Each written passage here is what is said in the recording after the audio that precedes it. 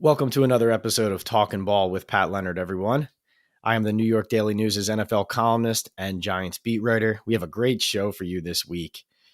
I already recorded an interview with Jeff Feagles, a Super Bowl champion punter, doing great work post-career, and he just teaches me so much and you so much about the game that you really would never think about.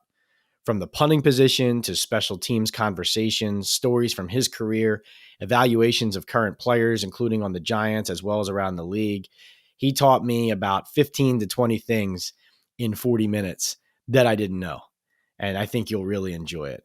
But before that, I need to get something off my chest about the NFL and how things are being officiated and where things are going come the offseason when it comes to the roughing the passer rule. Before I get to that, I want to tell you about BetOnline. Basketball is back, and BetOnline remains your number one source for all your sports betting needs this season. You'll always find the latest odds, team matchup info, player news, and game trends at BetOnline. And as your continued source for all sports wagering information, BetOnline features live betting, free contests, and giveaways all season long. Always the fastest and easiest way to bet your favorite sports and events, whether that's NFL, NBA, NHL, MMA, tennis, boxing, or even golf. Head to betonline.ag to join and receive your 50% welcome bonus with your first deposit. Make sure to use promo code BELIEVE, that's capital BLEAV, to receive your rewards. BetOnline, where the game starts. And where I start and finish right now is putting my foot down and telling the NFL and anyone else who wants to listen, you cannot make roughing the passer a reviewable penalty call. You cannot do it. Mike Florio from Pro Football Talk, who has great sources, does great work. He reported coming out of this Dolphins-Chargers Sunday night game that sources tell him that there will be a push in the offseason to make roughing the passer reviewable. It is not at the moment. This came out of Jalen Phillips's sack of Justin Herbert and Scott Novak, the official, throwing roughing the passer on the Dolphins pass rusher. Ridiculous call, horrible call. People say, well, it needs to be reviewable if you're going to call roughing the passer this way. No, that's not the answer. If it were up to me, we wouldn't have any review in the NFL at all. Don't review any calls. The reviews just extend the game, and often they end up being either just as wrong or just as controversial as the original call that was made on the field. I've always said this about review, especially for subjective calls. So, for example, you don't have a camera that shows you a guy stepped in or out of bounds with his second foot. Any review of a call that is subjective is also a subjective decision.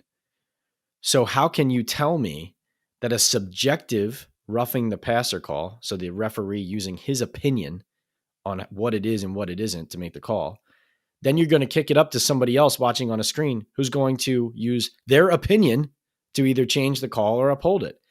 It makes no sense. The solution is this. The solution is removing the subjective or the language that encourages officials to throw the flag when they're not sure.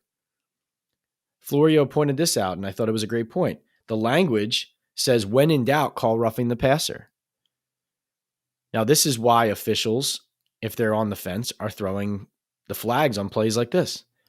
That has to be eliminated. Troy Vincent from the NFL went around, I believe, in October and was telling us at the league meetings. He went on national television and said it, and was open about the fact that the league wants to protect quarterbacks because they feel the league is popular and people watch at record high numbers because of the quarterback play. So you need to keep the quarterbacks on the field. I mean, I respect the brutal honesty. It was amazing to hear him say it out loud. But here's my question for Troy Vincent in the NFL. Isn't Brock Purdy, Mr. Irrelevant, last pick in the draft, coming in and quarterbacking the Niners and still looking like a Super Bowl contender? Isn't that one of the best stories going right now in the NFL? Is it Mike White coming in for a benched top 2 pick, Zach Wilson, and galvanizing the Jets and giving them life and hope? Isn't that one of the best stories in the NFL right now? Isn't Taylor Heineke coming in and adding juice and energy and moxie that Carson Wentz could only dream to have? Coming in for an injured Wentz and having Washington on the cusp of a possible playoff berth when they looked like they were dead in the water, isn't that one of the better stories in the NFL? Aren't the Arizona Cardinals arguably better with Colt McCoy at quarterback than Kyler Murray? Didn't Nick Foles come in and lead the Eagles to a Super Bowl 5 years ago when Carson Wentz got hurt? You're going to sit here and tell me that the protection of the starting quarterback is the only thing and the key cog in people watching or not watching games? Disagree. Are there situations and circumstances when that is the case? Sure, there are a handful of quarterbacks like Patrick Mahomes, Josh Allen, Lamar Jackson. There's a group of quarterbacks where if they are not playing, you could throw Herbert in there too, where the appeal for that game would be less than it would be if they were playing. And yes, the star quarterbacks do move the needle. No one's going to say they don't move the needle. And I'm not saying don't protect the quarterbacks. I mean, you got to protect every player on the field. Player safety is important. But I don't like that argument from the NFL, and I disagree with it. I'm sure they have the data to back it up that, like, when Aaron Rodgers plays for the Packers, this many people watch, and when he doesn't, this many people watch. Listen, I get it. But that's not that you can't apply that across the board, every situation, especially when down the stretch right now, a lot of the most exciting storylines are about these quarterbacks who are coming in and picking up their teams or even proving that they should have been starting in the first place. And those stories, the cookie cutter nature of here's what the product looks like. Here, come and watch it and I'll see you next week. It's an exciting league, but the stories and the changes and the flipping of kind of storylines and the unexpected, random, unpredictable nature of the NFL, I think, is what makes it so unpredictable or so enjoyable and why people love to watch it. The quarterbacks are a big part, but I think the league's parity, which they have worked very hard to create, and every professional league works hard to create, I think parity right now is more of a reason that people watch, like the fact that anyone can win on any week. Is that a good thing? I mean, it's not always fun to rob a sport of elite teams, but cream rises. The Philadelphia Eagles are looking like a juggernaut right now. The Kansas City Chiefs still looking great, even though they lost Tyreek Hill. Quarterbacks are a big part of it. You want to protect them, but only to the extent that it doesn't damage the game and make it unfair for the rest of the players. And that Jalen Phillips roughing the passer call was not a penalty. But the answer is not to add more time and energy and subjective decisions to the final call. The answer is to stop telling officials to throw the flags when in doubt and to stop encouraging them to do that. And as I said, if it were up to me, there wouldn't be any review in the sport at all. Let them play. Let them play. We'll be right back with Jeff Feagles on Talkin Ball. All right, welcome to Talkin Ball with Pat Leonard. We have a very special guest this week. He doesn't really need much of an introduction. I'll give him one anyway. Jeff Feagles, obviously well known for his NFL career, but around here in Bergen County, New Jersey, Jeff, I think you're almost as well now for the Feagles home team in Bergen County and Ridgewood. Would that be accurate? And could you tell us a little bit about what you're doing now post-football career? Well, thanks, Pat, for having me today. I know we've been talking about doing this for a while, and I appreciate the time and the plug. Post-career, I guess, I actually was selling real estate while I was playing football. You and I both have gone over that story many times. But I've decided just in the last 6 months, I started my own team with two of my boys. I have 4 boys. So number 2 and number 4 are with me, Blake and Zach. The Feagles home team, we're set up shop here in Ridgewood where we've lived for 20 years and just dedicated to helping people with their real estate needs, whether it's buying, selling, or investment stuff. So we're here to stay, and we're just trying to come out of a market that was actually very robust for 2 years. And now there's only 13 homes for sale in Ridgewood, which is by far a record because I've never seen it for the 20 years that I've been doing this in town. This is ridiculous. But hey, we're here to talk a little bit about football, but I appreciate you plugging the Feagles home team for me, Pat. Yeah, no problem. And like I said, you don't need any introduction as indicated by the Lombardi Trophy over your shoulder. There it Super is. Bowl. Yeah, that's beautiful. It's a friendly reminder every day when I look up at the TV, and we designed our kitchen so that when I'm cooking, I'm a big cooker, and my wife is too. So when I'm cooking, I can look at the TV, and I get to see that trophy there all the time too. So it's nice. Yeah, I was going to say, do you have bad days? I mean, like you're sitting there at 8 o'clock at night, maybe it was a rough day at the office and you're Yeah. sitting there and there's your Lombardi trophy as you're watching television. I tell you what, even if I do have a bad day, it cheers me up right away. So, that was a special run, as you know, in '07, and just being able to get one of those is a trophy. I mean, I told you that was in my 20th season when I got my Super Bowl. So I waited a long time, and it's special, and that's why it's out for me to look at every day. It's great. So yeah, Jeff's a national champion, Super Bowl champion, 2-time Pro Bowler, 22 seasons, 352 games, 5 teams, including his final 7 seasons with the Giants and that championship to cap it all off. Jeff, I'm not sure if you are aware, but Thomas McGahee, the Giants special teams coach, actually was praising you in a recent press conference because he was asked to get into the modern NFL, he was asked about why so many punters these days struggle kicking the ball out of bounds. And his quote was, "We want to be able to kick the ball out of bounds. It's not an easy skill to do. The last guy that was here that was really good at it was Jeff Feagles." And I wanted to ask you, being so good at that throughout your career, one of the best really ever to do it, what does it take to be so good at that? And why nowadays in the NFL is it so rare? Well, I will tell you, and I appreciate that from Thomas. He's a good friend of mine. Obviously, he coached me along with Tom Quinn and for years. And, the directional kicking it's lost. Nobody does it. Or at least try to do it. Some guys do it, but I don't know if they're consistently trying to do it every single kick like I was. But, Pat, I really never developed it until about my 8th year in the league because the game started to change at that point where the returners were getting much, much better.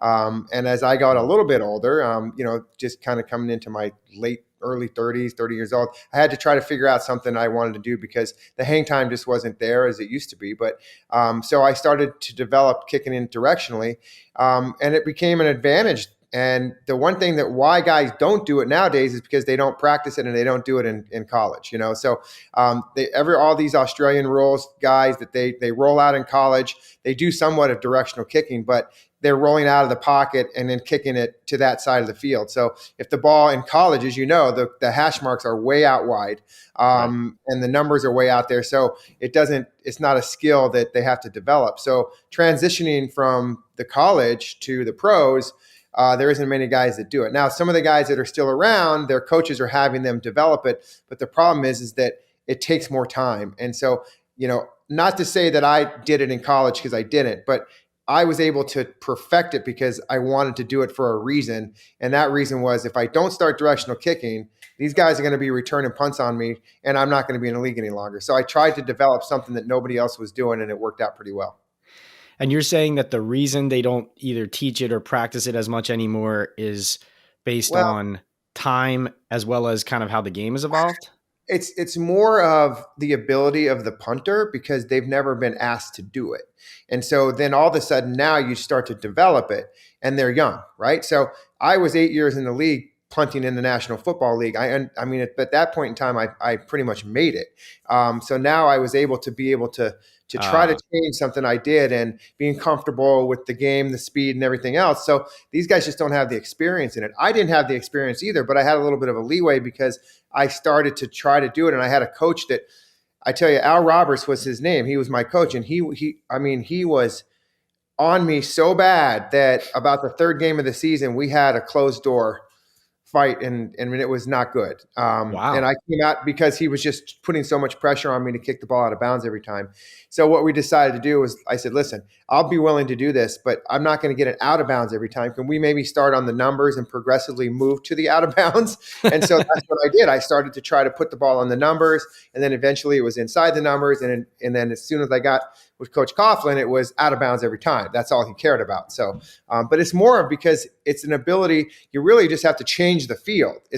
When you're kicking, you just a straight kick, but you just turn the angles. A lot of guys are worried about turning the field, like I'm saying, because they're worried about shanking the ball out of bounds, right? Or if they turn to the left, they're afraid that they're going to whip it to the left too far and it's only going to be a 25-yard punt. So it takes a lot of confidence to do it, but you got to have the coaches that will be willing. And again, I was an 8-year veteran when I started doing this. they're a little bit more comfortable with me trying to do this because they already know I had the ability to kick anyways. And then being that you kicked in several places, but you kicked in Philadelphia, you kicked in New York, and then obviously famously windy at Giant Stadium and here in New Jersey. I'm curious, like, does it help you or hurt you, let's say in the off season, if you're working out and practicing things like that, but you're doing it in Arizona and then you come to New Jersey and you're in New Jersey in December punting into a 20-mile-an-hour wind? Like, how do you simulate and practice that? Well, in the off season, it's difficult. As I transitioned, when I played for the Cardinals, I was able to live out there, and that was where I made my first Pro Bowl. And by the way, I made my first Pro Bowl that season when I told you that I went into that office with Al Roberts, and we kind of basically, we had to, come to Jesus meeting. Like, listen, this is not going to work if you're going to continue to get on me on the sidelines because I have no confidence. So, but that, as I developed it in that season. So to answer your question, you got to work during the season when it's cold, when it's windy, when I came here. Now, remember, I played for the Seahawks too. So I got to play 1 year in the Dome. Then we went over to the University of Washington, which was a hellhole for kicking. It rained, It was windy, it was right in the water. And then I actually got 1 year at the new stadium there in Seattle, which was very windy too, and then shipped me off to the Meadowlands. But I will tell you this. Remember, I was with the Cardinals and I was with the Eagles. So I was in the NFC East. So I played in Meadowlands Stadium a lot, and I was able to figure out the wins in there for the small time that I played as an opponent. Then when I got to the stadium there as a Giant, I made it because you probably weren't on the beat then, but remember when the stadium was there, our practice facility, the bubble was right there. So we used to go into the stadium and kick. I kicked in the stadium every twice a week. And that's how I developed knowing the wins. And so one of the funny stories about the rookies, and they're all the young guys that used to come to the games in the Meadowlands, they always used to ask me about the wins. And I used to tell them, just look at the flags up top at the stadium, and whatever that flag's doing, it's the opposite on the field, which is a complete lie. And so these guys would get in the game and think they got it all figured out. And I would just look at them and going, nope, no wonder. Well, that was when Graham Gano was short on that field goal try against Washington in the tie a couple weeks ago. He was basically almost pleading with us to understand what the wind was like, because when they were trying that field goal, all of us, including me, were looking at the flags and they're down and they're not moving. Right. So we're thinking, oh, well, there's no wind. And then they're telling us after the game, no, it was a 58-yarder. And we knew based on the wind and the pregame that it was 53 was his max, maybe, like to get it, to hit the bar. And it was so fascinating to me that none of us from a bird's eye view could even tell that the wind was blowing when it was that much of a factor. Lawrence Tynes, I didn't get to kick in the new stadium, but Lawrence Tynes had told me that in the new MetLife Stadium, the 30s, 30 into the goal line on one side, 30 into the goal line on the other, the winds there's no wind in the middle of the field. The wind starts from the 30s in. And so that's the reason. And so sometimes, it just depends on which way it's going.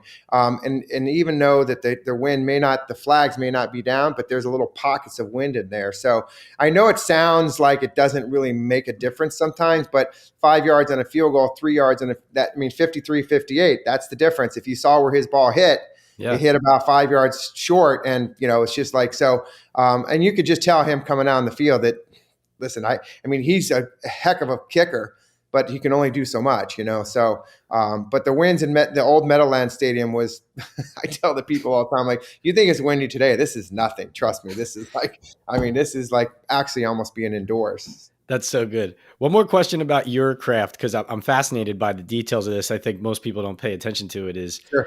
So when you worked on a new craft or new skill, like directional punting or whatever, how long did it take you, or what did you have to do?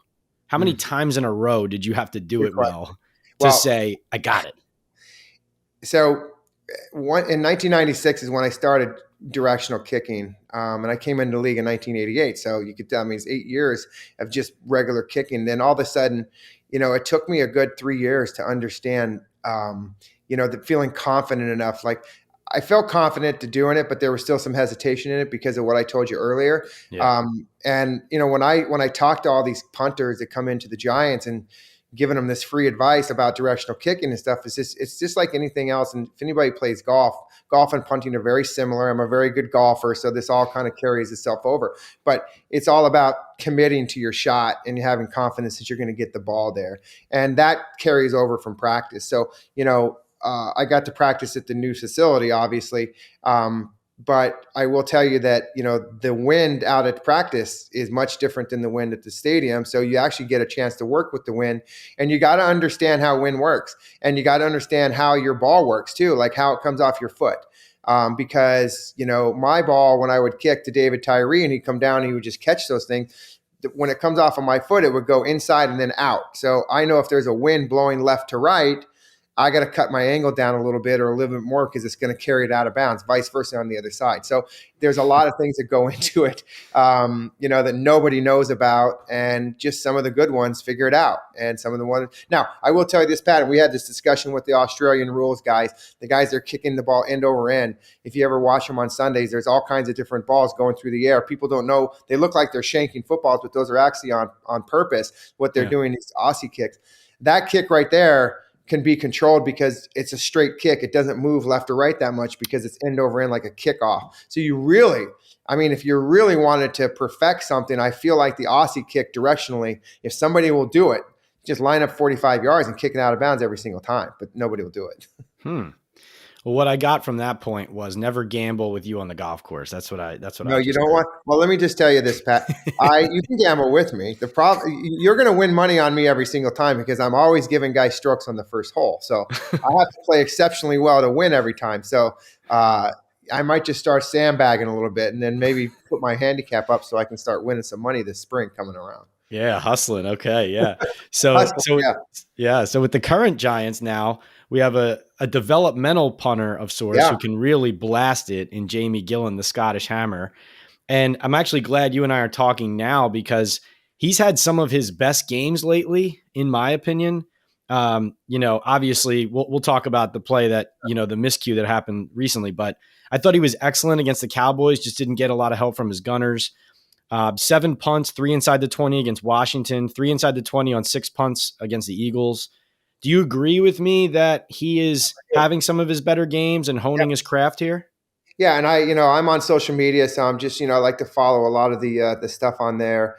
And again, I will tell you, I'm glad that we didn't have social media when I played, right? Because it would drive me crazy. In fact, I wouldn't look at it anyways. But I get a kick out of listening or even reading some of the comments on these things. He's a young guy. I got to know him this year in the off season when he brought him in. Brian Daboll asked me to talk to him a little bit.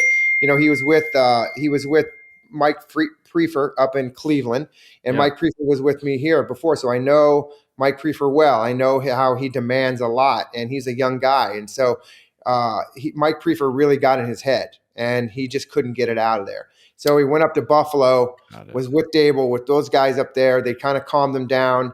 Sean McDermott, but remember, he was a special teams coach a long, long time ago with the Eagles. So he understands punting and kicking. So it's just a matter of him getting in the right place. And I think this is the right place for him.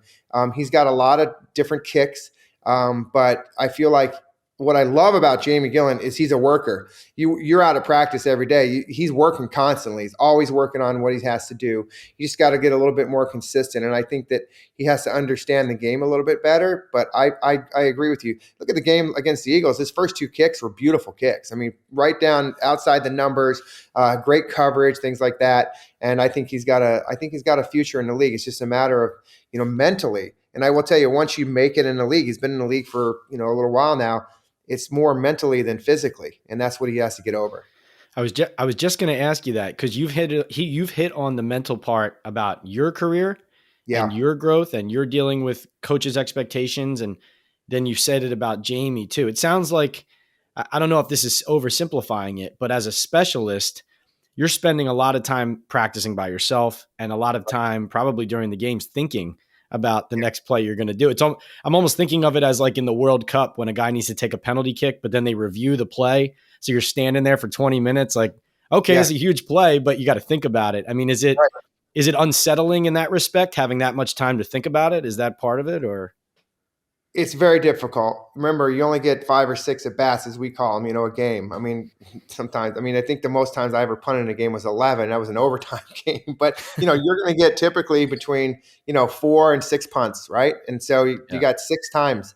Very rarely do you have all 6 of them or whatever it is that you're out there that you hit them perfectly, exactly what you wanted to do. So the hardest part about it, Pat, is that when you have a bad one, and I was really concerned how Jamie was going to come back after what happened on Sunday with that mishap with the snap, with the kick.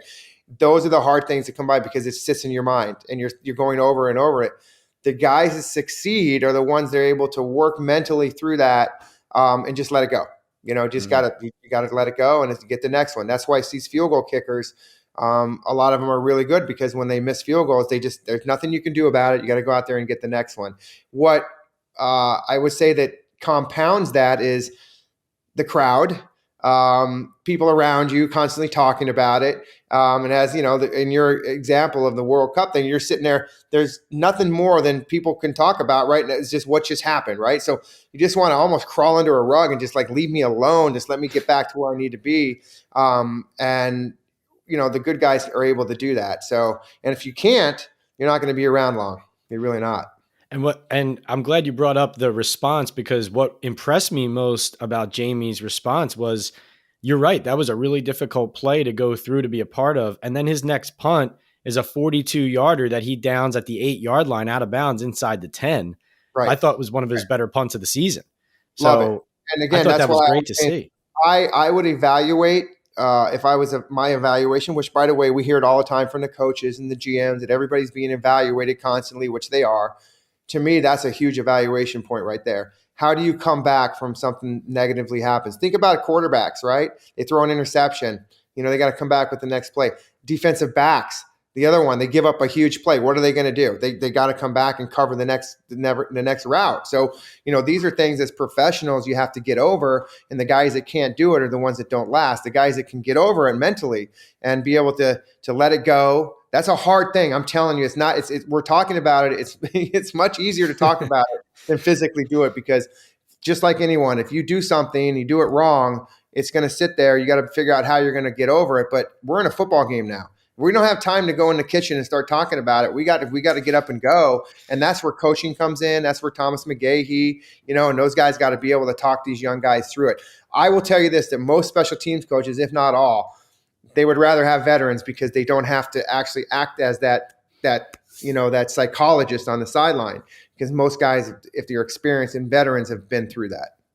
Yeah, and it's not like you're a receiver where if you drop a pass, it could still be bad, but you might just be able to run a route 5 seconds later and catch another ball, and now you're right back into it, right? You got another chance to redeem yourself, and it's funny because I don't want to get on this, but I just say holding is another thing too, because holding is a craft that a lot of people just take it for they just it's one of those things where nothing good happens with holding, right? Until something bad happens is when everybody freaks out.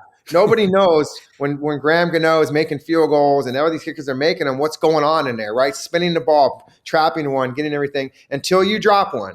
And I know that Jamie has done that too, right? So, and I did it. It is the hardest thing to get out of your head, because you've dropped a snap and that is in your mind every single time you go out on that field. And until you get that thing out of your mind, it's like, oh my God, it's horrible. So there's a lot of mental gymnastics that are going on in these games for kickers and everybody. Snappers too. I mean, think about like Zach Diossi. Do you remember Zach Diossi he went through this spell that he couldn't, it's almost like the Chuck Nobila thing. They couldn't throw to second base. It's like, it was bouncing. Mind. Yep. Or the guys, people that get the shanks on the driving range. It's just like your mind is so powerful. So that should tell you something, how powerful your mind is positively, and also how powerful your mind is negatively too. I know something about shanks on the driving range. This is a great week to talk to you because, first of all, we're coming off. This was a wild game for punters. So I wanted to ask you about a couple of the plays. So on the play where the ball slips out of Jamie's hand, I wanted to know, as a punter, should he know not to kick it after it bounces? Because I asked that because the officials were confused. I mean, after the whole play, it took them a while to sort out. I think the ref kind of got on the microphone and said, "Oh yeah, all right, here's the situation." Right? That doesn't happen very often, and it happened to me. My rookie year, when I was in New England, I was playing We were at Miami. And I did the same exact thing, basically. Caught the ball, went to drop it. I didn't go to drop it. I actually just dropped it. I dropped the snap. And they were on an 8-man rush, so they were coming. So most of the time, the guys are on a return. If you drop it, you got a little bit of time to pick it up and do it. But if they're rushing, which they do, the ball was sitting. I kicked it off the ground. I didn't know. So to answer your question, I don't think Jamie knew either. It's more of a spontaneous reaction that happens. It's like the ball's lying there. Either I'm going to pick it up and get crushed, and then I with my head down. Maybe that I'm going to fumble it and they're going to return it for a touchdown. So it's like a natural response just to kick it off the ground. And I will tell you, I know exactly what happened there because I played for so long and there was an evolution of kicking balls, right? If we can ever just go back to the Tony Romo field goal against Seattle that year where he dropped that ball, that was a kicking ball. That ball is slick.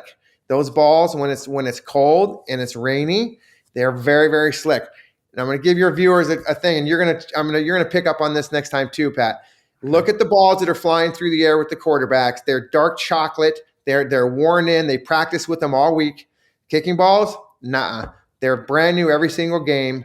They're slick, and when it gets wet, they get very slippery. It's exactly what happened to Jamie. He got that ball. He's left-handed. He went to put it out to kick it, and when he squeezed it, it literally came out of his hand and down to the ground. And that happens. I've had it happen in practice because practice we kick with brand new football. So when you're out, that I'm telling you, if nobody knows about that thing, we've been, I can say this now because I don't play anymore, but we have been doctoring footballs for decades, right? We would get balls and we would rub them down and we would put 45-pound plates on them and rolling around. And the league found out we were doing that. And then they started shipping the balls to the stadium and only the equipment guy could rub them down. And, so when I heard about DeflateGate, obviously we would never want to kick balls that are flat. But when I heard about DeflateGate, I'm like, what the heck is the deal with that? We've been doing that forever, so they just got caught. But it was just kind of funny because that's what happens. The balls are very, very slick. You're like, I hope there's a statute of limitations on my career, what I did with the footballs. Yeah, right? Well, I'm going to get a lot of the other 31, however many there was when the league, there wasn't always 32 teams when I was playing, but get those guys in trouble. Wait, so why though are those passing and the game footballs allowed to be, broken in a little bit right now, but the kicking balls are not? Quarterbacks get whatever they want, and they don't, the quarterbacks complain. The quarterbacks want to be able to throw. One of the reasons why you saw Kurt Warner wear gloves was that exact reason. The balls are just too slippery. So with the gloves, a lot of quarterbacks wear those tackified gloves.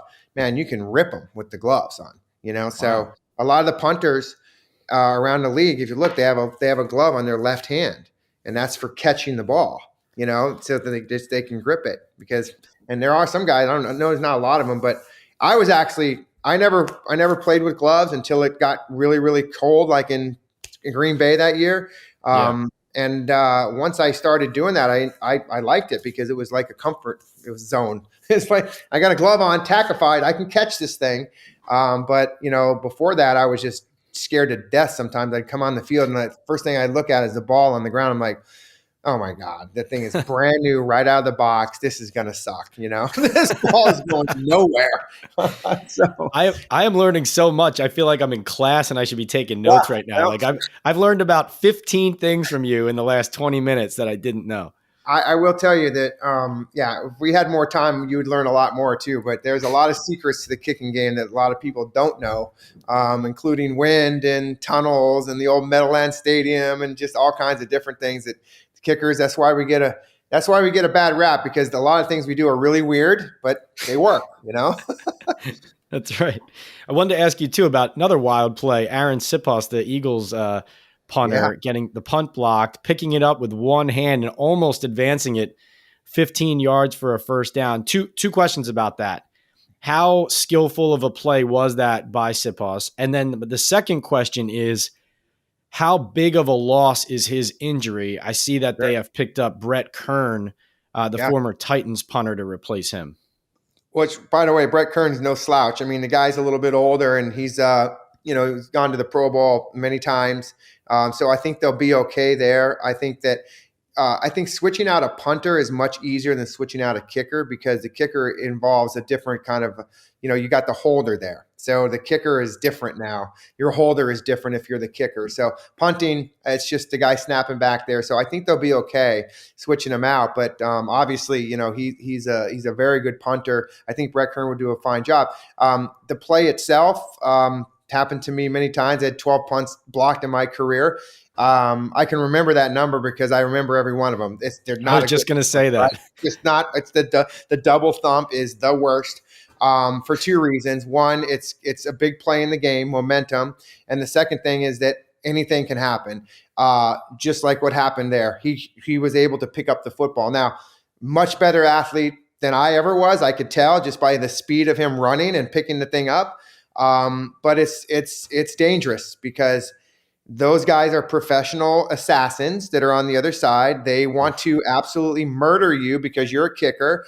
They never get to hit you because you're protected by the law of the flag. So when that happens, it's on. And those guys are going to try to mess you up bad, and they're going to hit you as hard as they can. And it's happened to me many, many times. And I can't tell you how you prepare yourself for that, because we don't go out there and do tackling drills and things like that. All I know is when that happens and I have the ball in my hand, I know that it's going to hurt and it's going to happen quickly. And those guys are so fast, Pat. I mean, there's plenty of times where I've had a ball, not a block kick, but on the ground, and I'm not going to be able to kick it. And I look up and the whole right side of the field is wide open. And all of a sudden you take 3 steps and it just closes it's unreal how fast those guys, and they just annihilate you. So, and real quickly, ironically, it's with the Eagles, but one of the reasons why I got back into the league, I got cut from New England after my second year in 1990 was my first year with the Eagles. Mm-hmm. Buddy Ryan brought me in and told me that I'm going to be playing, because back then, if you went on IR, you went on IR for 8 weeks. So they were putting John Telchik, who was the punter in Philly, on IR for the first 8 games of the season. And I was going to be there for the first 8 games, and then he was going to come back. And Buddy said, hey, you'll get a chance, get back in the league or this and that. John Telchik, ironically, got hurt on a punt like that, where he made a tackle and blew out his knee, and he never came back and played again, ever. So he had to retire, and that's how I got my job from Philly and ended up being there for 4 years. So, something like that, hopefully he's going to be okay. But that's what's dangerous about kickers and punters. We're not conditioned to take hits like that. Wow, what a story. Yeah. And like you said, the guys on the other side, their closing speed and size, it's just not normal. My God, you see it. Yep. I tell people all the time, they have no idea how fast these guys are. I mean, 300 pounders running 4.7, that's insane. It's like, so if a 300 pound guy can run 4.7, 4.8, what do you think a 185 pound guy can run? I mean, and then, it's just, and these guys they're just such great athletes. And, these guys they're nutso. These guys love to tackle, and I don't like to get tackled. Never did. So I tried not to make those type of mistakes, Pat, so that I knew I wouldn't get killed out there. Smart man. So coming down the stretch here, just a couple more. I know you're Sure. a busy man. Turning to the Giants, the current Giants team, and where they stand going into this Sunday night game, basically a playoff game against Washington. This is an open-ended question, but you can take it out wherever you want. What do you think of what Brian Daboll has built so far, and how concerned are you by where the team is right now? Or do you look at this more big picture and say they already have overachieved? I look at it as big picture. I feel like that the Giants are kind of what we thought they were going to be, So I think they got off to a good start. I think that number one, it's just like any new team. Teams just don't know who you are. You have a new head coach, you have a new general manager, you have a new offensive coordinator, you've got a new defensive coordinator. So there's a lot of things to work out. And as you and I both know, in this league, it doesn't take long for people in the National Football League that are coaching to figure things out. So I think that they are overachievers. And I'm not saying that this is a bad thing, but I'm just telling you that I like what Brian Daboll is doing. I believe that one of the biggest things that he has provided this team and this fan base and this organization with is team culture. He has totally turned it around. I think guys believe in the systems. I think that he keeps those guys tight. He keeps them honest. Okay. He's an honest guy. If you don't practice, you don't play. And that's just a lot of Tom Coughlin like right there, right? So he's got his rules and things like that. So I think it's okay. Now, the Washington game coming up, going to be a tough game. They are more ascending, where I think the Giants are now kind of plateaued to a point where the injuries are starting to kick in. Their wide receiver position is just not doing anything. You got a quarterback who's playing well and is healthy, but you got a running back who at the beginning of the year was very, very good and was making a lot of plays. He's injured now. So I think that it's a tough road for these guys, but on the ups and ups, completely from, I think, an organizational standpoint, the Giants are definitely going to be in the right place in a year or two.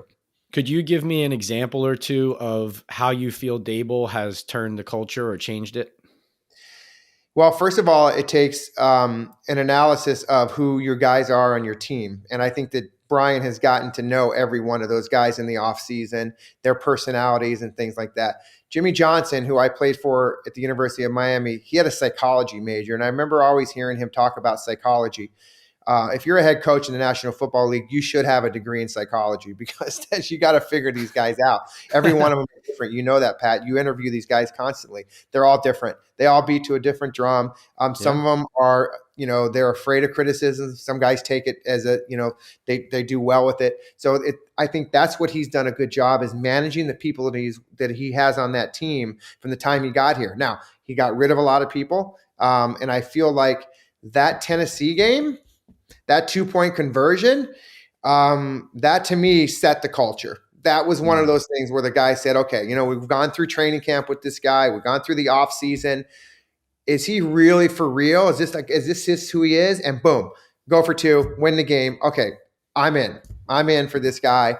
And I think that, eventually, I think there's guys from the outside, not the draft picks, but the free agents, the guys that want to come here, they're going to want to come and play for a guy like this, because I feel like, and I think a lot of people will tell you that if you can win in New York, you got it made and you're going to be successful. So I think that he'll do, but that's kind of thing. And then you got to have guys that believe, and you got to have guys that police in the locker room. You got to have guys that are kind of, Brian Daboll fans that can, if you see somebody doing some things like, that's not how we do this.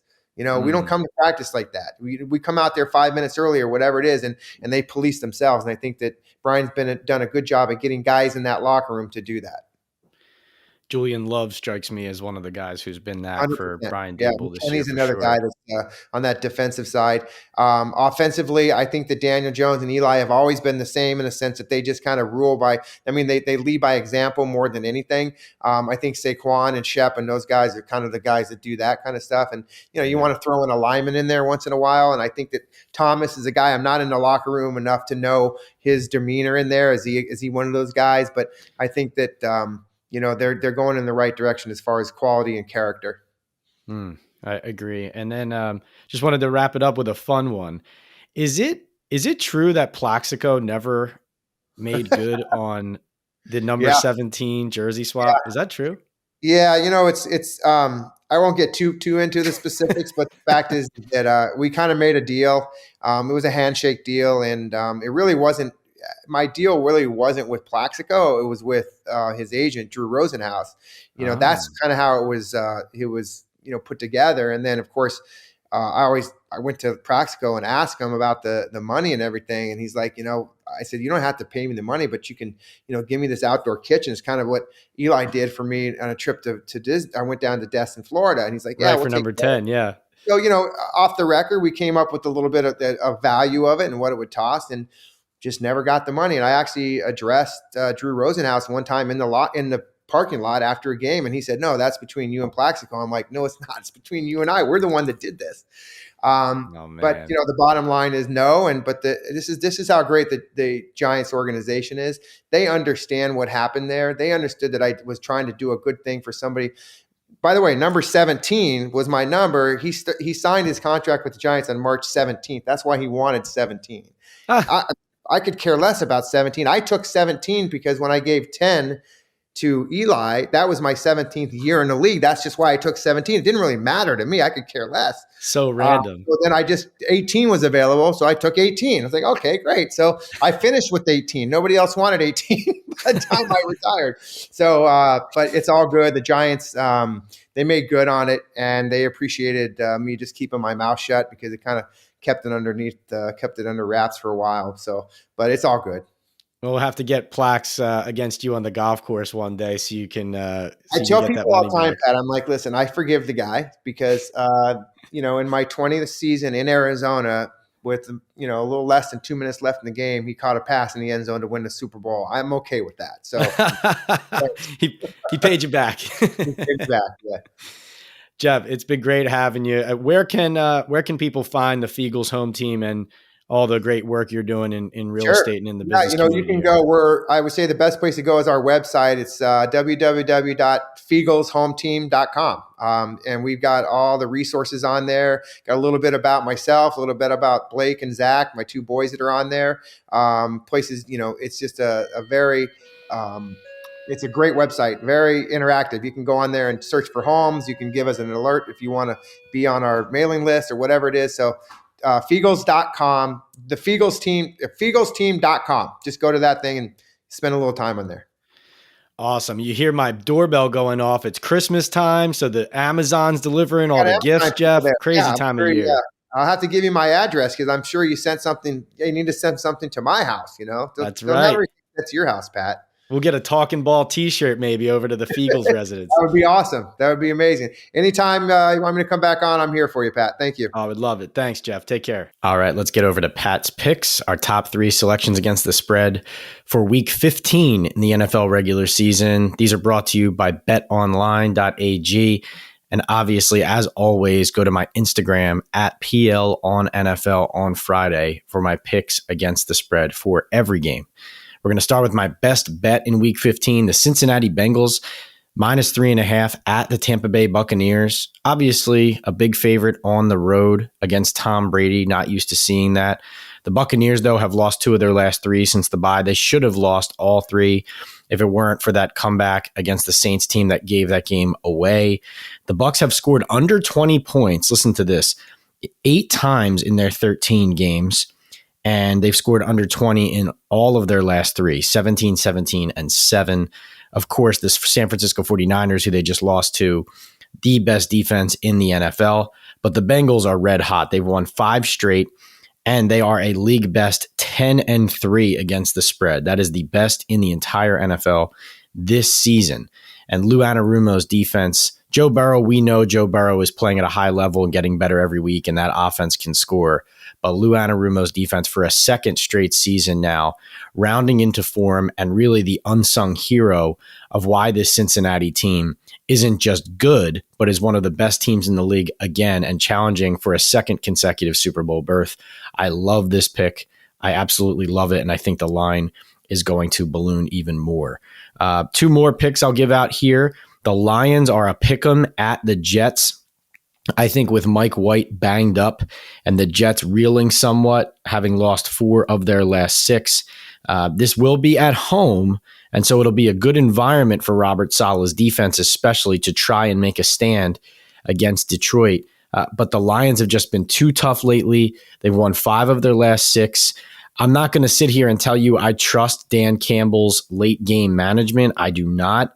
But they are a tough team, and I think one of the Jets' defining qualities, along with an improved talent across their roster, is that they are hard-nosed. They don't back down. They're tough. They play aggressively. But the Lions are going to match that.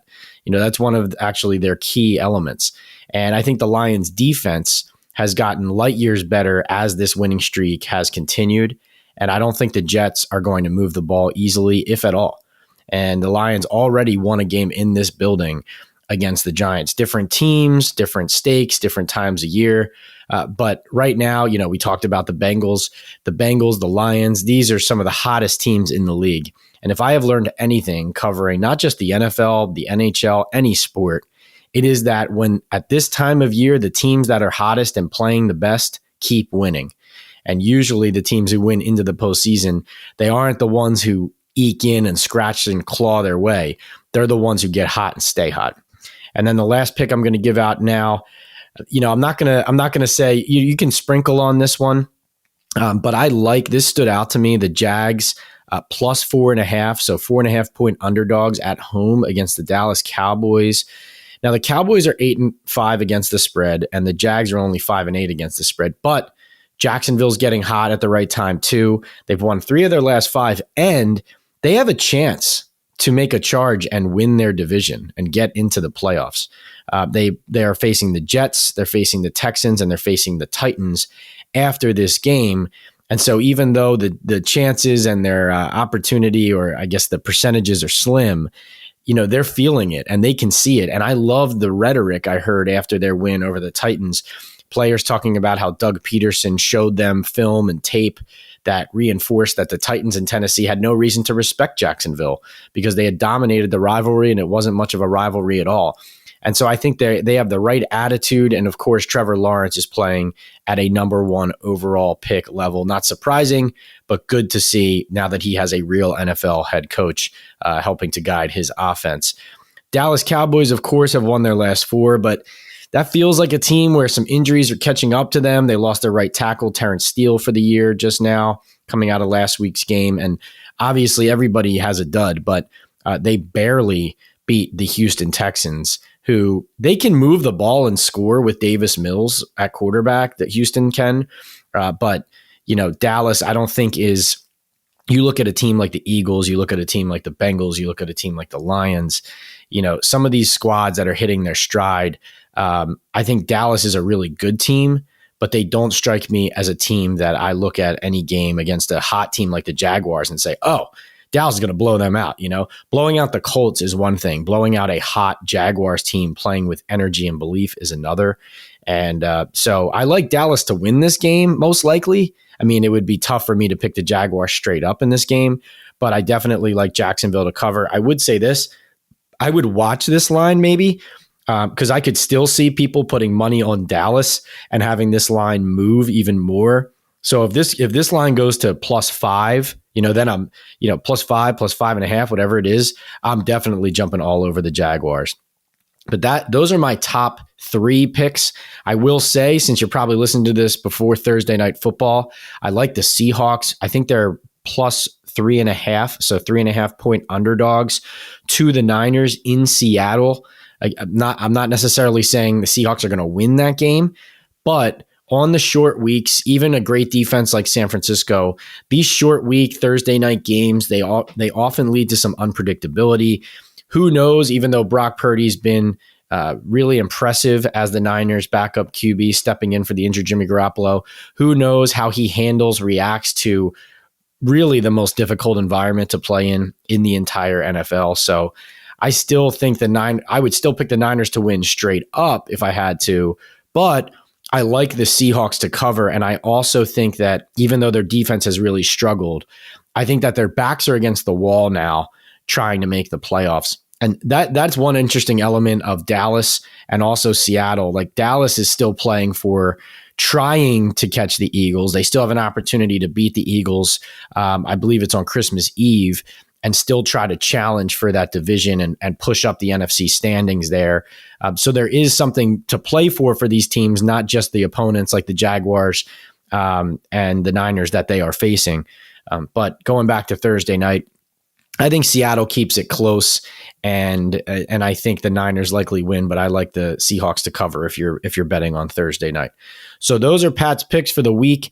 Thanks as always for listening, and please rate, review, and subscribe wherever you get your podcasts, and also on my YouTube page at PL on NFL.